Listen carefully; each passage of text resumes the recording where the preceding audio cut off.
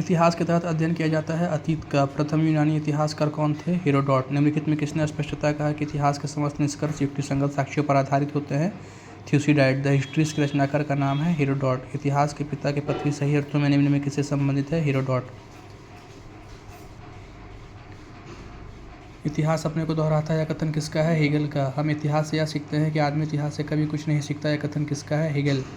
किसका कथन है कि समस्त इतिहास वर्ग संघर्ष का इतिहास है? Karl Marx. निम्नलिखित में कौन सा एक इतिहास के विषय में मार्क्स के दृष्टिकोण का संक्षिप्त वर्णन करता है?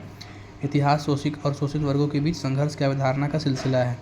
निम्नलिखित में किसने दंडात्मक भौतिकवाद के सिद्धांत का प्रतिपादन किया? मार्क्स। कार्ल मार्क्स ने वर्ग संघर्ष की प्रक्रिया को निम्नलिखित में किस सिद्धांत की मदद से समझाया है?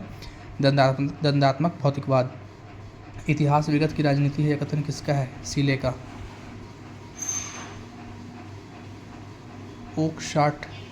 संपूर्ण इतिहास ओकशाट का मिलान तीसरे नंबर से। सच यह है कि इतिहास में अतीत वर्तमान के साथ बदलता है। ट्रेवलिनियन। इतिहास का महत्व वैज्ञानिक नहीं है। कलिंगवुड। संपूर्ण इतिहास विचारों का इतिहास है। और ब्यूरी। इतिहास स्वतः मात्र एक विज्ञान है, इसमें कम नहीं और इससे अधिक नहीं। किस इतिहास दर्शन शास्त्री ने कहा था समस्त इतिहास समकालीन इतिहास है? बेनेडिक्टो क्रिचो। इतिहास वर्तमान एवं अतीत के बीच अंतहीन वार्ता, यह कथन किसका था? E.H. कार। तिथियों के साथ प्रयुक्त होने वाला BC किसका संक्षिप्ताक्षर है? Before Christ. तिथियों के साथ प्रयुक्त होने वाला AD का पूर्ण रूप होता है एनो डोमिनी। वर्ष 50 ईस्वी पूर्व का मतलब 150 साल के पहले आता है, 150 साल के बाद आता है। वर्ष 1015 ईस्वी की शताब्दी में आता है, 11वीं शताब्दी में।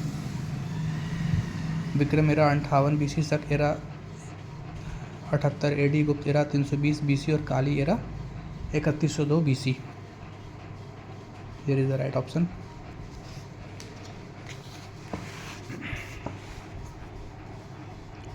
विक्रम संवत प्रारंभ हुआ था 58 ईस्वी पूर्व। शक संवत का प्रारंभ किस सम्राट के शासनकाल में 78 ईस्वी में हुआ था? कनिष्क के। भारत के राष्ट्रीय पंचांग किस संवत पर आधारित है? शक संवत। गुप्त संवत को प्रारंभ करने का श्रेय किसे दिया जाता है? चंद्रगुप्त वन को। चंद्रगुप्त वन ने गुप्त संवत का प्रारंभ किस उपलक्ष्य में किया? अपने राज्यारोहण के स्मारक के रूप में।